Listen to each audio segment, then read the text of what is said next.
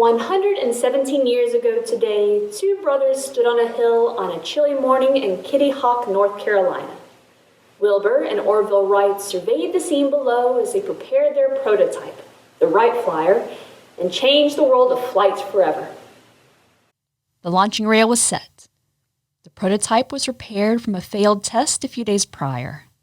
Orville climbed into the cockpit and waited for the countdown. It seemed as if everything in the Wright brothers' lives had been leading up to these next crucial seconds. It was as if Wilbur and Orville had been born to fly. The journey started in childhood when Wilbur was 11 and Orville was 7. Their father had brought home a Pinot helicopter, a little rubber band-powered flying toy invented by the French aviation pioneer Alphonse Pinot. The boys credit their love of mechanical things to their mother, Susan, who was the daughter of a carriage maker. She was the one who usually fixed any toys that the kids had broken, and she often encouraged her sons to try it for themselves. Because of this, the boys would grow up to become interested in how all sorts of things work, and would try building all sorts of mechanical things long before they built their first airplane.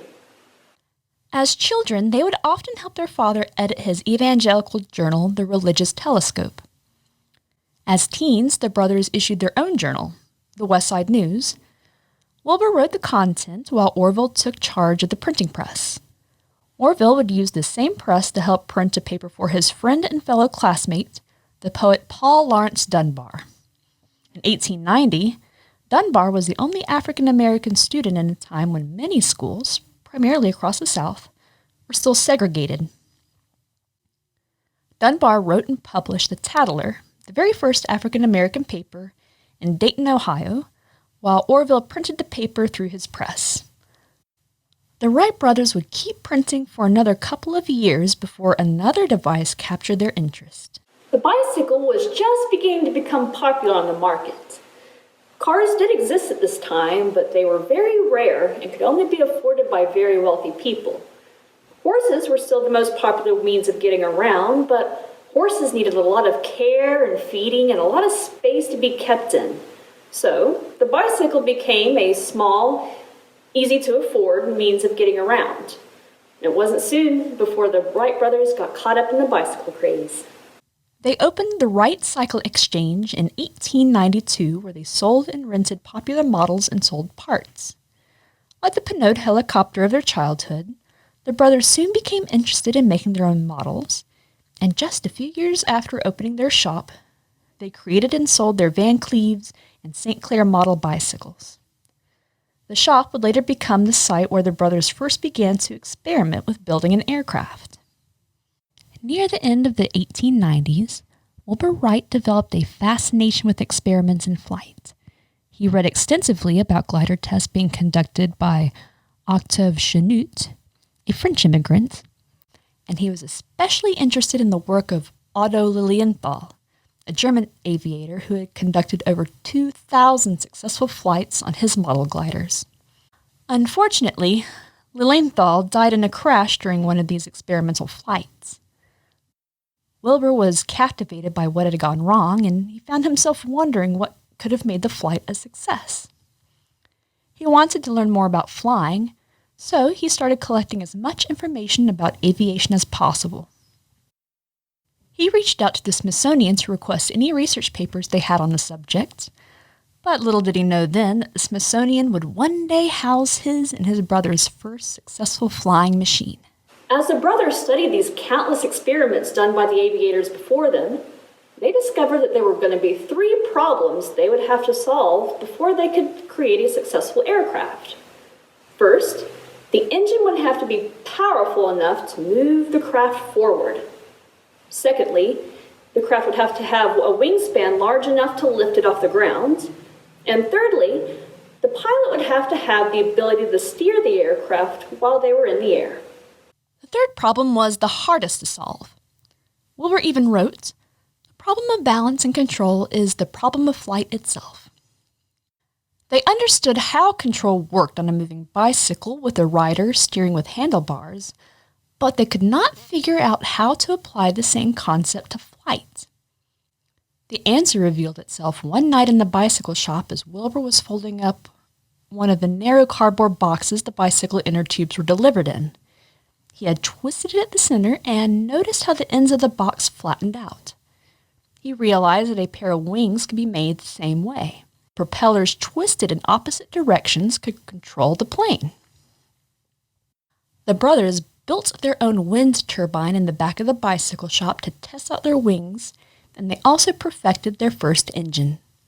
They had all the parts needed to build their first experimental gliders. Now they just needed the perfect place to construct and test them. The best location would have plenty of sand for softer landings.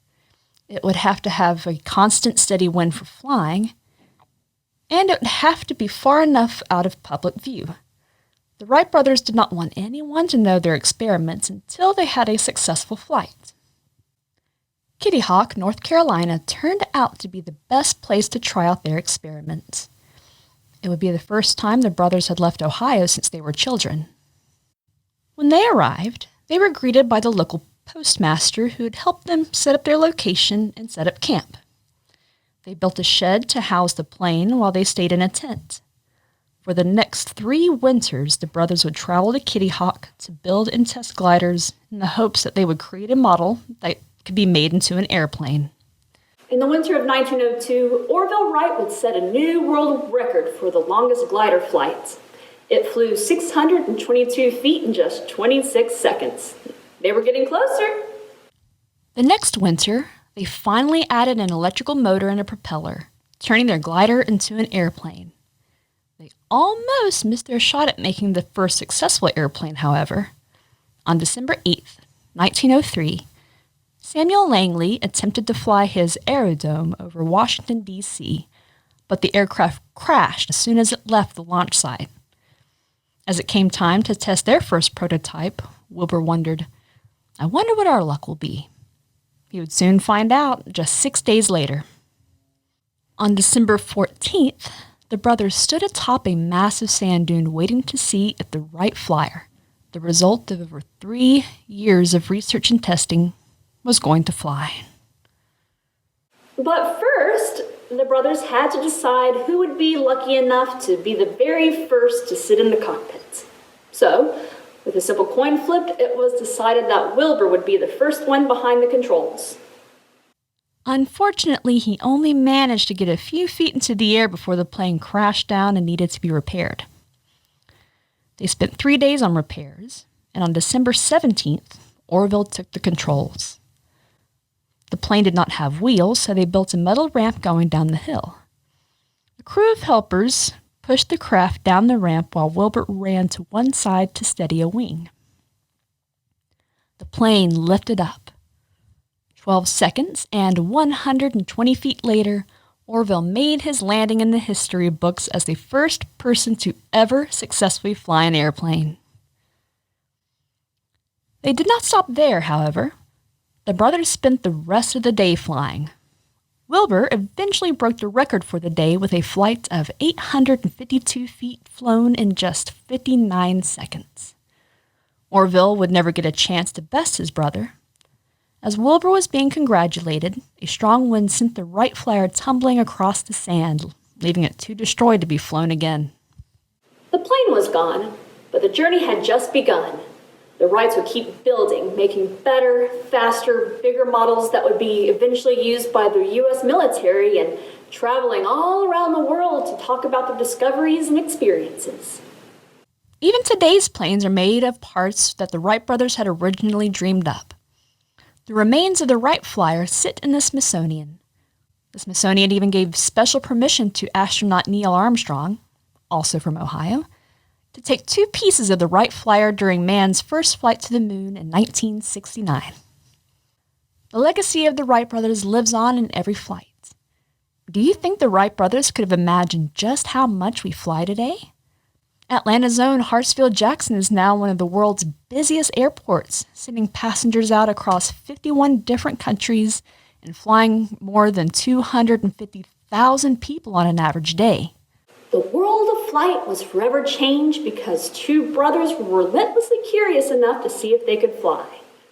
Humanity has soared to greater heights since that day in Kitty Hawk 117 years ago, and we keep pushing our limits into that limitless sky. So what do you think? I think we should celebrate by trying out some flight experiments of our very own. You will need some 8.5 by 11-inch sheets of paper. Get sheets in different kinds of thickness if you can. Some tape to hold your aircraft together, and some paper clips to help distribute weight if needed. I am going to make 2 different models using 2 different thicknesses of paper. Let's start with making our dart model. Fold the paper along the width, hamburger style, as you might know it. Then you fold the 2 top corners until they touch the middle crease. Fold the paper over on each side so that the inside edges line up with the center crease. It should look like an upside-down heart at this point. Turn the paper over and fold it in half along the middle. Fold the first wing with the crease of the fold running about 1/2 inch above the center line of the plane. Turn it over and do the same thing with the other wing. Test your plane and add a small piece of tape to the back if it does not hold its shape while in the air. I'm going to do the same thing with this thicker piece of paper. Now let's try out our arrow model. This time we're folding our paper along the length, hot dog style, and we're still folding the top corners over towards the middle. Once again, we are also folding the outside edges towards the middle. Turn the paper over and fold it in half along the middle. Fold the first wing with the crease of the fold running about 1/2 inch above the center line of the plane. Turn it over and do the same thing with the other wing. I'm going to do the same thing with this thicker piece of paper. It's now time to test. If your plane flies towards one side, make sure your wings are the same length. Use tape on the opposite side to add a little extra weight if you need. If your plane kind of hovers in the air before falling straight down, try to add a little weight to the nose. If your plane dives down nose first, add some weight to the back. Now put down a starting line and a finish line as markers and see just how far you can go.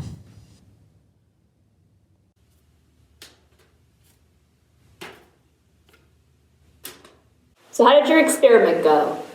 I was anticipating that my heavy paper orange dart would be the winner, but it turned out that it was actually too heavy and actually flew the shortest amount.